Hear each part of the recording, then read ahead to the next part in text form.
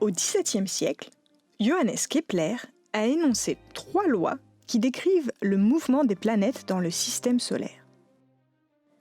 Première loi, celle des orbites. Kepler postule que les orbites des planètes ne sont pas des cercles, mais des ellipses, c'est-à-dire des ovales. Une ellipse a un centre, mais surtout 2 points particuliers qu'on appelle les foyers. Kepler a réalisé que le Soleil occupait l'un des foyers et n'était donc pas au centre. Seconde loi, celle des aires. Kepler observe que plus la planète est proche du Soleil et plus elle va vite. Si on imagine une corde tendue entre la planète et son étoile, avec le temps, la corde décrit une surface. Or, Kepler a montré que pour un même temps, l'aire de cette surface est toujours la même. Troisième loi, celle des périodes.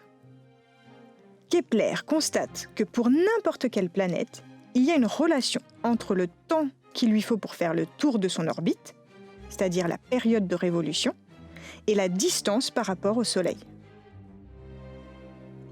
Ces 3 lois sont universelles. Elles s'appliquent partout, du système formé par Jupiter et ses satellites jusque dans les lointains systèmes extrasolaires.